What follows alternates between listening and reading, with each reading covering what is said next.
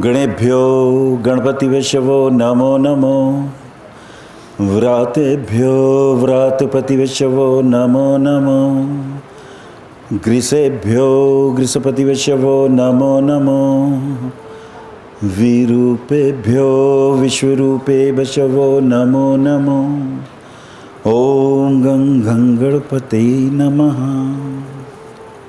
मंच पर उपस्थित सभी विद्वान आदरणीय जन, विशेष रूप से डॉक्टर अशोक भाटिया जी और उनकी पूरी टीम को मैं अनंत साधुवाद देता हूं। ज्ञान की इतनी परिपक्व परिचर्चा में मुझे बुलाने के लिए आपको बहुत बहुत साधुवाद और आपका हार्दिक अभिनंदन। और जितने भी अन्य विद्वान जो मेरे पास सामने बैठे हैं, मैं सभी का अभिनंदन करता हूं और अपने वक्तव्य को अब शुरू करता हूं।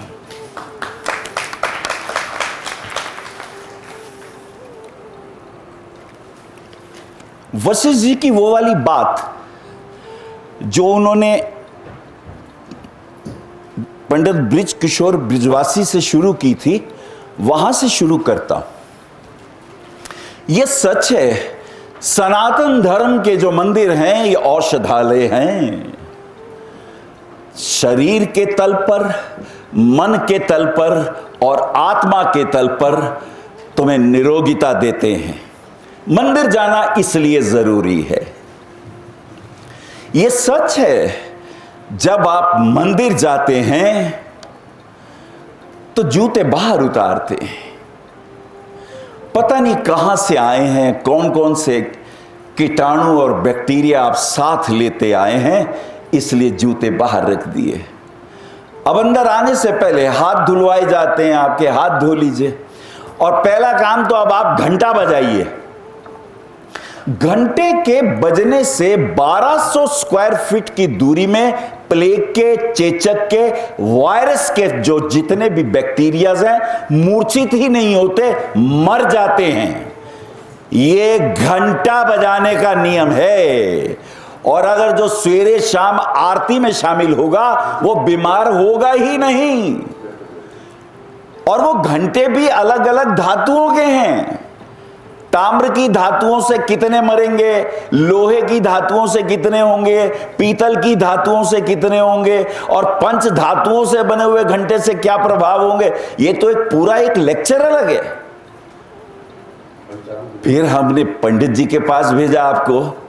पंडित जी ने क्या किया, शंख में भरा हुआ जल आपको चरणामृत के रूप में दिया और एक मंत्र पढ़ा, अकाल मृत्यु भयहरणम सर्व व्याधि विनाशकृतम विष्णु पादोत्कम पीत्वा पुनर्जन्म विद्यते। विष्णु पादोत्कम यानी गंगा मैया। गंगा जी विष्णु जी के चरणों से निकली थी। तुलसी का जैसे ही उस जल के अंदर प्रवेश हुआ वो गंगा जल बन गई। और क्या हुआ इसको पीने से, अकाल मृत्यु भयहरणम। हर प्रकार की अकाल मृत्यु, चाहे वो योगों से बनती हो, ज्योतिष के योगों से बनती हो, आपकी जन्म पत्री में ऐसे योग हो जिसमें एक्सीडेंट हो, जिसमें बीमारियों के शोधन ज्यादा हो, छठा अष्टम द्वादश भाव जागृत हो गया हो, छठे आठवें भाव की दशाएं आ गई हो, गोचर में छठे आठवें भाव के ग्रह उन्हीं स्थानों पर आ रहे हो जिसमें आपके स्वास्थ्य को हानि पहुंच रही हो, तो ये वाला चरणामृत पीने से आरोग्यता की प्राप्ति होती है। अब वैसे तो ये मेरा बड़ा प्रीतिकर विषय है, इसको तो मैं कई दिन बोल सकता हूं, लेकिन अंत में परिक्रमा पे ले आता हूं। तेरा परिक्रमा का विज्ञान समझ लीजिए। फिर मैं बात करूंगा भावात भावम क्या होता है, आपको बताऊंगा भावात भावम कुंडली में कैसे देखते हैं, आपको बताऊंगा कारको भाव नाशाय का मतलब क्या है, हमने समझा क्या और इसका मतलब क्या है। आजीविका के बारे में कुछ सूत्र दूंगा, कैसे देखें आजीविका को, हम कौन सी आजीविका करें जिससे हमें लाभ हो, नौकरी करें या अपना व्यवसाय करें। और अंत में एक बहुत कीमती सूत्र दूंगा, मुंथा के माध्यम से हम इस वर्ष का अपना वर्षफल चुटकियों में जान लें, ऐसे चुटकियों में जान लें, भटकने की जरूरत ही नहीं। परिक्रमा गणपति ने परिक्रमा के सूत्र दिए थे कि माता पिता को बिठा के अगर उन्होंने क्लॉकवाइज 7 परिक्रमा करी तो उन्होंने मूलाधार से लेकर सहस्रार तक के सभी चक्रों के ज्ञान को प्राप्त किया, और एक ही नहीं सभी 7 लोकों का उन्होंने भ्रमण कर लिया। ये उन्होंने एक यौगिक सूत्र हमें दिया। वैसे भी तो सारे ग्रह सूर्य के चारों तरफ परिक्रमा करते हैं। अंत में शनि है, सूर्य की भीतर की परिक्रमा के कुछ ग्रह हैं, उस भीतर की परिक्रमा में बुध आते हैं, शुक्र आते हैं, बुध और शुक्र आते हैं, चंद्रमा आते हैं। बाहर की परिक्रमा में सूर्य के बाद मंगल है, मंगल के बाद बृहस्पति और बृहस्पति के बाद शनि, ये भी परिक्रमा करते हैं। ये सब के सब सूर्य की परिक्रमा करते हैं। सूर्य प्राण तत्व का दाता है। वैसे तो कुंडली में लगन को प्राण कहते हैं, सूर्य को आत्मा कहते हैं, चंद्रमा को मन कहते हैं, लेकिन ये सूर्य अपने सारे परिवार सहित किसकी परिक्रमा करता है? ये सूर्य अपने ग्रहों के सहित, पृथ्वी तो सूर्य का करती है, सारे ग्रह तो सूर्य का करते हैं, सूर्य किसका भ्रमण करता है? सूर्य इस ध्रुव तारे का भ्रमण करता है अपने सारे ग्रहों को लेकर। अगर आप मंदिर में जाके 3 परिक्रमा करते हैं, अब किसकी कितनी परिक्रमा? अगर गणेश जी का मंदिर है तो कितनी परिक्रमा, अगर विष्णु भगवान का मंदिर है तो कितनी परिक्रमा, अगर शिव जी का मंदिर है तो कितनी परिक्रमा। अलग अलग महत्व हैं उसके, अलग अलग राज हैं। लेकिन हम भी जब मंदिर में परिक्रमा करते हैं तो जो अधिष्ठाता इष्ट देव मंदिर में होते हैं उनके आशीर्वाद हमें मिलते हैं, हमारा उनसे डायरेक्ट लिंक मिलता है। क्यों? क्योंकि ये सूर्य भी अपने समस्त परिवार के साथ ध्रुव तारे का परिक्रमा करता है। अगर इस ब्रह्मांड में तुम अपने नियरेस्ट किसी प्लेनेट को देखना चाहो, ध्रुव तारा है जिसके इर्द सारा सौर मंडल परिक्रमा करता है। और ये ध्रुव तारे सहित ये सौर मंडल, ये किसकी परिक्रमा करते हैं? अगर और आगे जाओगे तो तुम पाओगे एक शिवलोक है, ये सारे के सारे ध्रुव तारे समेत शिवलोक की परिक्रमा करते हैं। इतना महत्व है परिक्रमा का, शिव जी का भी आशीर्वाद मिला। और ये वाला परिवार किसकी परिक्रमा करता है? तो आप जान के हैरान होंगे, शिवलोक सहित ये पूरे के पूरे अनंत गैलेक्सियां, अनंत ब्रह्मांड, ये सब के सब, फिर एक और लोक है विष्णु का लोक, ये उनकी परिक्रमा करता है। अरे इतनी परिक्रमा, ये तो कमाल हो गया। फिर यहीं पर नहीं रुकी बात, फिर ये सारा का सारा सौर मंडल, अनंत गैलेक्सियां, अनंत सौर मंडल, शिवलोक और विष्णु लोक सहित एक और लोक है ऊपर, उस लोक का नाम है देवी लोक। देवी लोक, वो देवी लोक की परिक्रमा करता है। और देवी लोक के बाद, उसके बाद भी है क्या? हाँ, उसके बाद ब्रह्मलोक है। ये सब ब्रह्मा जी के ब्रह्मलोक के चारों तरफ परिक्रमा करते हैं। और जब ये परिक्रमाएं होती हैं तब मनवंतरों को जाना जाता है। जो आपका विषय है, जो आपको समझना चाहिए, आप किस अनंत काल के ज्ञाता के एक दिव्य सूत्रों से जुड़े हुए हैं, ये तो सब जानते हैं कि भावात भावम, चतुर्थ भाव का अगर भावात भावम जानना हो तो चतुर्थ से चतुर्थ यानी सप्तम भाव भावात भावम हो गया। अगर छठे भाव का भावात भावम जानना हो तो छठे भाव से 6 और आगे गिने, 11वां भाव भावात भावम हो गया।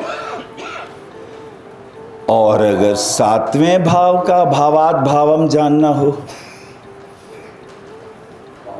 तो ये जो लगन है, ये 7वें का 7वां, ये उसका भावात भावम हो गया। लेकिन इससे क्या हुआ, इससे क्या देखें, इससे क्या सूत्र मिलता है?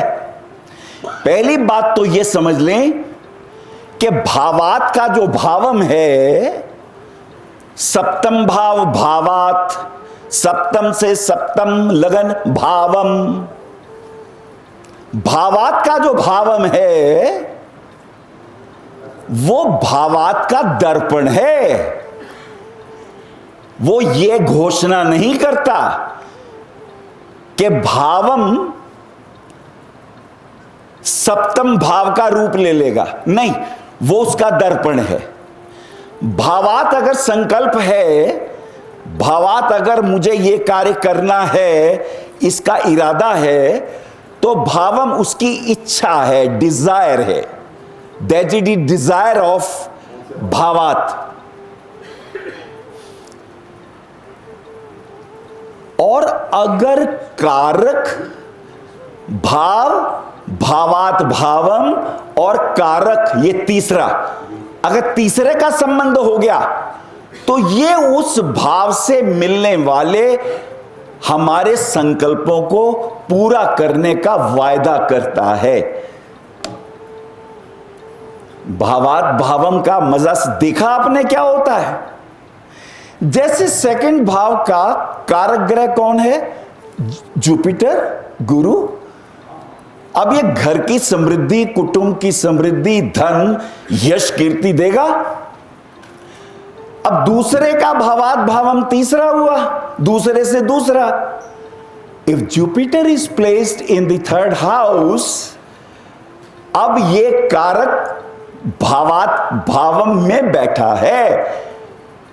अगर तीसरे हाउस में किसी के जुपिटर है तो दूसरा भाव कुटुंब का, दूसरा भाव वाणी का पुष्ट होगा, उसको आयु मिलेगी, मान मिलेगा, सम्मान मिलेगा, उसका ऐश्वर्य बढ़ जाएगा। ये भावात के भावम का ऐश्वर्य है। लेकिन अगर दूसरे भाव का भावात भावम तीसरे में पाप ग्रह आ गया, शनि आ गया, राहु आ गया, केतु आ गया, तो जो दूसरा भाव कुटुंब का था उसकी शुभता में कमी आ गई। अब उसे संघर्ष करना पड़ेगा। अब इस व्यक्ति को परिवार से दूर जाना होगा। अब इस व्यक्ति को परिवार से वो प्रेम, वो आनंद नहीं मिलेगा। इसे बहुत कष्ट, इससे बहुत तकलीफें उठानी पड़ेंगी। This is the secret of भावात भावम। अच्छा, कैसे जाने गुरुजी, ये बताओ, शादी हुई, हमारी पति पत्नी की निभेगी या नहीं निभेगी? भावात भावम। सूत्र अप्लाई करो। कैसे करेंगे? पति पत्नी के सुखों का कौन सा भाव है भाई? 7वां देखते हैं ना विवाह के लिए। भैया बोलो ना, अब बोल ही नहीं रहे। मुझे लग रहा है मैं सोते हुए से बात कर रहा हूं। मैं वाणी को विराम की दे के वहां बैठ जाऊंगा 2 मिनट लेकिन। आप इतना आनंद में बोलते हैं और उससे निकल नहीं पाते। अरे आप तो अद्भुत हैं। आवाज आनी चाहिए वहां से। मैं जरा पुराने टाइप का एस्ट्रोलॉजर हूं। मेरे गुरु भी ऐसी डंडी लेके पड़क से मार। सोया है क्या? जो जागेगा वो पाएगा और जो सोएगा वो खो जाएगा। अरे लंबे चौड़े बहकना नहीं है। विवाह का सुख इसे है या नहीं? भावात भावम एक क्षण में बताएगा। 7th हाउस मैरिज का, इस मैरिज के सुखों का भावम जो इच्छा पूर्ति कराएगा वो लगन है। अगर लगन में शुभ ग्रह बैठा है, गुरु बैठा है, शुक्र बैठा है, बुध बैठा है, उच्च का चंद्रमा बैठा है, इसका वैवाहिक जीवन सुखमय हो जाएगा। अरे मजा आया कि नहीं? देखो प्रमाणिकता के साथ सूत्र, वो तो हमने सुना है लगन में अच्छा हो तो हमें सब शुभता होती है, ऐसे मत मानो, भावात भावम को लगाओ। सातवें भाव के सुखों का कारक शुक्र है, ये शुक्र आ जाए लगन में तो इस भावात का भावम शुक्र जो कारक है सेवंत का, वो लगन में पहुंच गया। तो ये गारंटी दे रहा है भाव, भावात भावम और कारक, ये तीन मास्टर टूल्स हैं किसी भी विषय को जानने के लिए। कभी भ्रमित नहीं होगे। अब इसका उल्टा कर लो, अगर लगन में मंगल है, शनि है, राहु है, केतु है, समझ लो ए बेचारे जाते रब भी मालिक है, ब्याह दे बाद वोटी नाल या वोटी पति नाल लड़ते ही रहेंगे, इनकी टेंशन आने वाली है। अच्छा कब आएगी गुरुजी? अरे जब इनकी दशाएं होंगी, जब ये गोचर में होंगे तो ये प्रभाव देखने को मिलेंगे। कैसा लगा आपको भावात भावम का सूत्र? बताओ जल्दी से। संतान होगी कि नहीं होगी गुरुजी ये बता दो। पंचम भाव किसका? संतान का। पंचम से पंचम नवम भाव उस संतान की इच्छा का। पंचम भाव संकल्प, मुझे संतान चाहिए, जाओ पंचम से पंचम में, नवम में जाओ। अब क्या गुरु वहां नवम में बैठा है, जो पंचम का कारक है, देख रहा है? पंचम से पंचम में अगर गुरु है तो संतान होगी, क्योंकि कारक वहां पहुंच गया है। और अगर पंचम में कोई ग्रह नहीं है लेकिन पंचम को शुभ ग्रह की दृष्टि है या नहीं है तो संतान जरूर होगी। लेकिन अगर नवम में पाप भाव हैं, शनि है, राहु है, मंगल है, अब संतान उत्पत्ति में दिक्कत होगी। इसे डॉक्टरी जरूरतों की जरूरत पड़ेगी। और अभी वशिष्ठ जी ने तो बड़ी कीमती बातें कह दी। शुक्र से एक व्हाइट सेल बताए, एक रेड सेल बताए, ये सारी बीमारियां होती हैं। फिर डॉक्टर आजकल के कहते हैं आईएफ करा लो ना। ये तभी यदि नवम खंडित हो जाए, भावात का भावम दूषित हो जाए तो नहीं होता। तालियां बजाओ जी इस बात पे। तो बेटा आज आपने भावात भावम सीख लिया। भाव का अगला छठा भाव रोग, रिपु, ऋण और घोर संघर्ष का। छठे से छठा 11वां, वहां पहुंचो। अब अगर 11वें भाव में, 11वां भाव हमेशा याद रखना धन समृद्धि देता है लेकिन रोग जरूर देता है, क्योंकि वो छठे को रिप्रेजेंट करता है। हमेशा ये देखो भावात से भावम की क्या स्थिति है। भावम में अगर भावात का कारक बैठा हुआ है तो प्रोटेक्शन है, और अगर पाप ग्रह बैठे हैं तो संघर्ष है, कष्ट है, तकलीफें हैं। चलिए एक और टॉपिक लेता हूं आपके लिए। कारको भावनाशाय, ये सूत्र हम पढ़ते हैं और इसका मतलब ये लगाते हैं जो जिस भाव का कारक उसी में हो, उसी भाव में हो तो वो खराब हो जाता है। यही पढ़ा है ना? ये पढ़ा है कि नहीं? तो इसको जानना चाहते हो? कारको भावनाशाय का मतलब क्या है? तो फिर पराशर ऋषि क्यों कह रहे हैं नवमेश और दशमेश का आपस में युति संबंध हो तो राजयोग की प्राप्ति हो जाती है। दशम भाव केंद्र का सर्वश्रेष्ठ, नवम भाव त्रिकोण का सर्वश्रेष्ठ। If both are, if the lord of 9th house goes to the 10th house and the lord of the 10th house comes to the 9th house, there is a Lakshmi Vishnu yoga. तो भैया कैसे बन गया योग? इसमें बादकेश ग्रहों के बड़े कीमती सूत्र हैं, बादकेश ग्रहों के। लेकिन अभी मैं कारको भावनाशाय पे आता हूं। अगर शुक्र सप्तम भाव में है तो हमें यह लगता है कि अब हमारा वैवाहिक जीवन में कष्ट और व्यवधान आएंगे क्योंकि शुक्र कारक है 7th हाउस का, इसलिए हमें तकलीफें आएंगी। नहीं, आधा सूत्र पढ़ा आपने, आगे भी लिखा है पराशर ऋषि ने, वो नहीं पढ़ा। ऐसा नहीं होता। तो फिर क्यों लिखा यो यो भाव स्वामी युक्तो स्वामी दृष्टो तत्स तत्साति वृद्धि। वराहमिहिर के पुत्र पृथु यशस ने यह बात क्यों कही है कि जो ग्रह जिस अपनी राशि में हो, अपने मूल त्रिकोण में हो, उच्च का हो, उसकी वृद्धि होती है। तो शुक्र अगर 7th हाउस में वृषभ या तुला राशि का है, या शुक्र अगर सप्तम में मीन राशि का है, तो उस भाव का नाश कैसे करेगा? लेकिन सूत्र तो दिया है कारको भाव नाश है, तो फिर इसका क्या मतलब समझे? अब इसका मतलब यह है कि अगर शुक्र मीन राशि में है तो आप ये देखिए शुक्र का वो जो मीन राशि में होना है, उस मीन राशि के स्वामी गुरु पर कोई पाप प्रभाव तो नहीं है। That is the turning point of कारको भावनाशा है।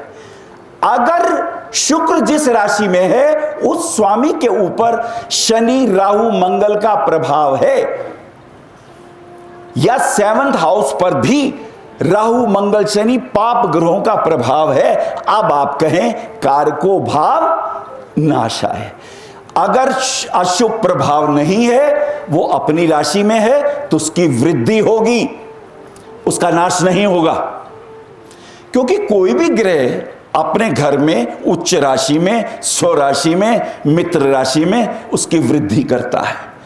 और अगर जिस राशि में वो है उसका डिस्पोजिटर शुभ प्रभाव में हो तो उसकी और भी वृद्धि होती है। तो आज हमने कारको भावनाशाय के सूत्र को पूरी तरह समझा कि नहीं? बोलो, मजा आया? आपका शुभ नाम? हरीश मलिक जी के लिए तो पहले तालियां बजा दो। ऐसा प्रश्न क्लासिक एस्ट्रोलॉजी में आता है। सर खड़े होके पूछिए। किसके लगन में? हाँ ठीक है। तो जो भाग्येश हो जाता है तो भाग्येश भाग्येश होता है, तो उनके क्या प्रभाव शुभ या अशुभ होते हैं? Very nice.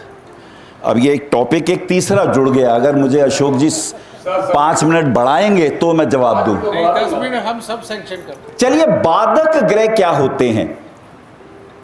चर लगन हो 1 4 7 10 तो 11वें भाव का स्वामी बाधक ग्रह हो जाता है। और अगर स्थिर लगन हो 2 5 8 11 तो 9वें भाव का स्वामी बाधक हो जाता है। और अगर द्विस्वभाव लगन हो तो 7वें भाव का स्वामी बाधक हो जाता है। ये एक सूत्र है। क्या वाकई बाधक हो जाता है? यह जानना, चेक करना जरूरी है। इसे चेक हम कैसे करेंगे? इसे हम चेक करेंगे दृष्कान कुंडली से, इसे हम चेक करेंगे 64वें नवांश कुंडली से।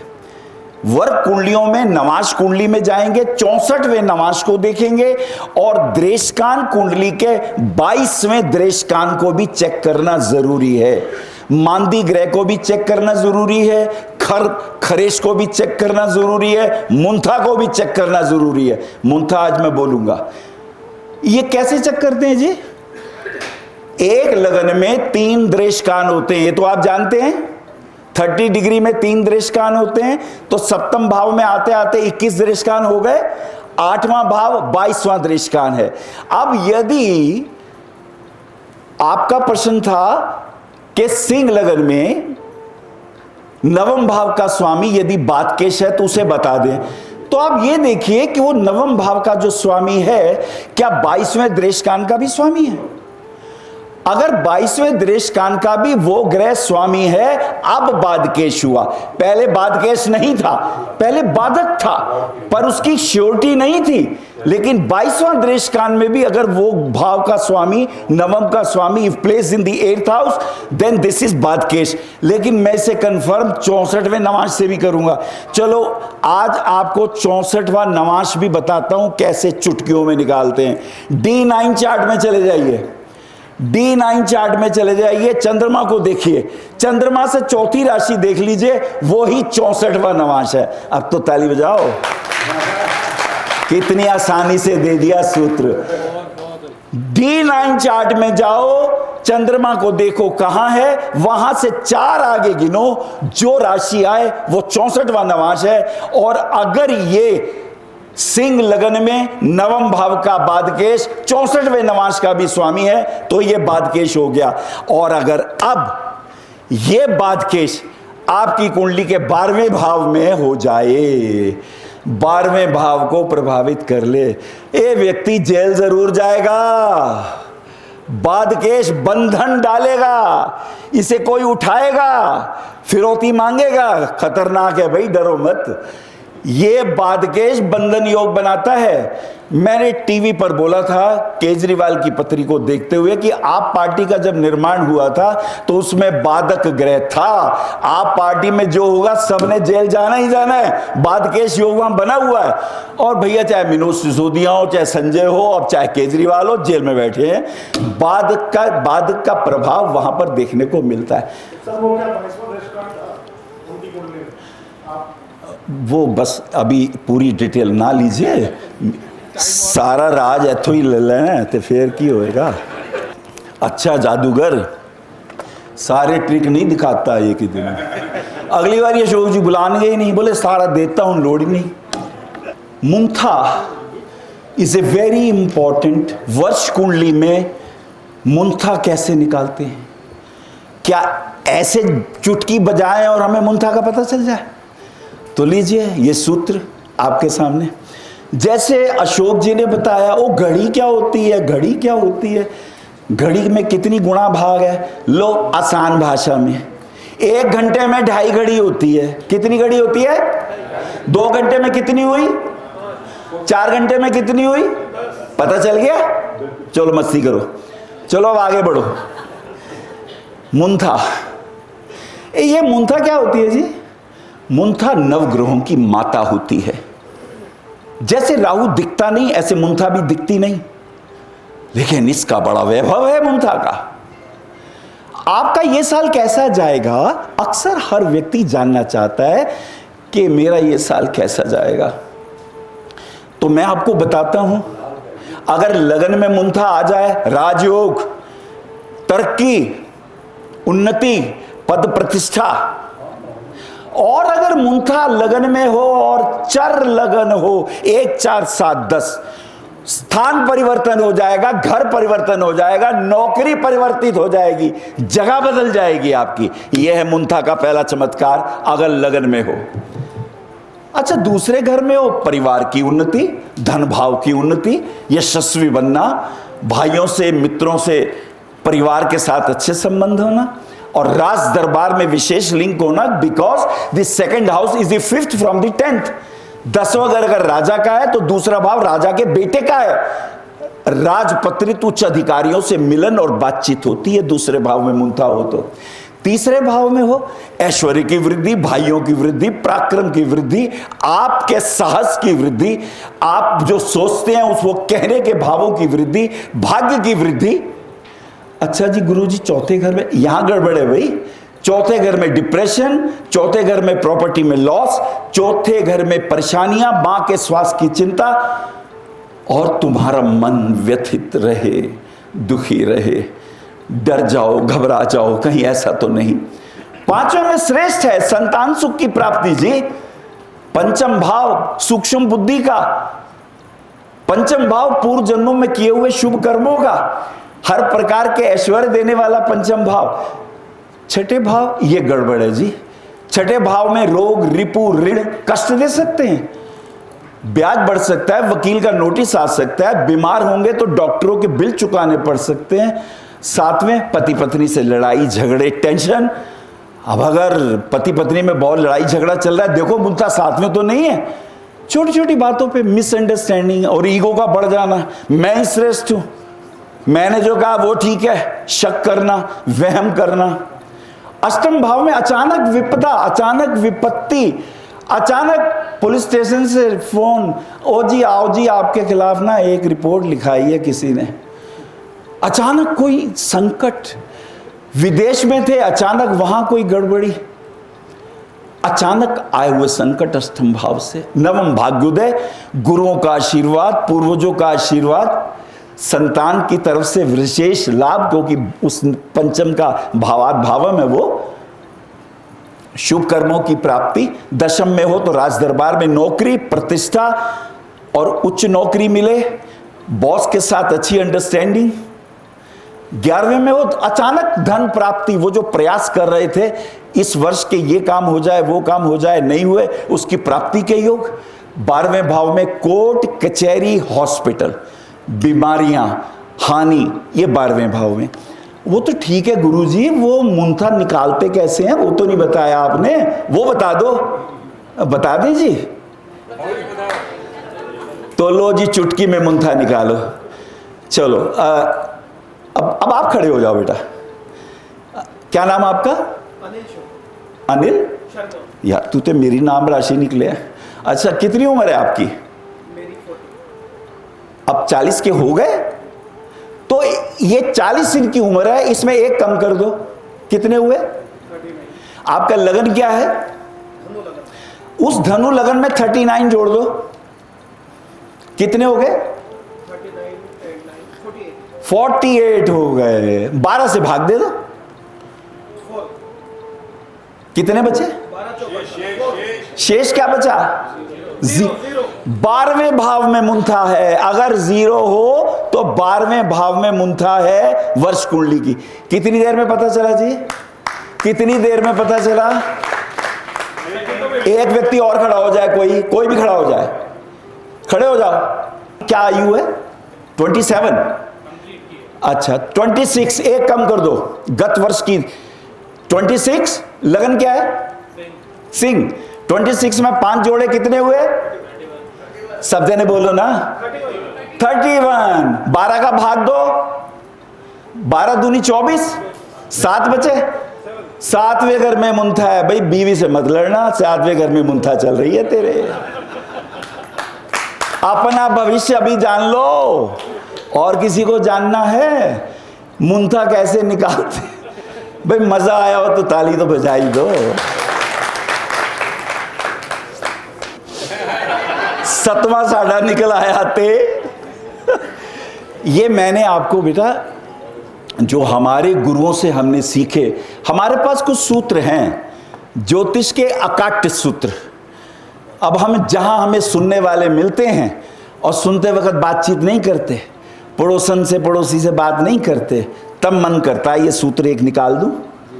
और जब बातें करता है तो बोलता बोलता मैं चुप करके अंदर ले जाता हूं। मैं अब देने की जरूरत नहीं है, श्रोता नहीं है अच्छे, और समय ज्यादा हो चुका है।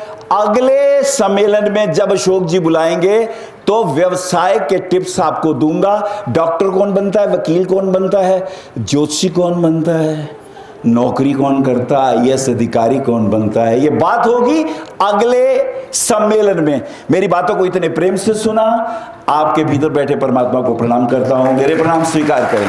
नमन। आप आचार्य श्री अनिल वत्स जी के आध्यात्मिक प्रवचन, ध्यान व ज्योतिष संबंधी मासिक राशि फल फेसबुक, यूट्यूब, www.astroanilvats.com पर भी देख सकते हैं। For appointment, भविष्य कथन, Monday to Saturday, 11 a.m. to 6 p.m. BE 279, Street number 6, Harinagar, New Delhi 110064. Phone number 98917 39999 98181 89993 981 088 7002 886 000 6030. Website www.bhavishyakathan.com. Acharya Anil Vats @gmail.com.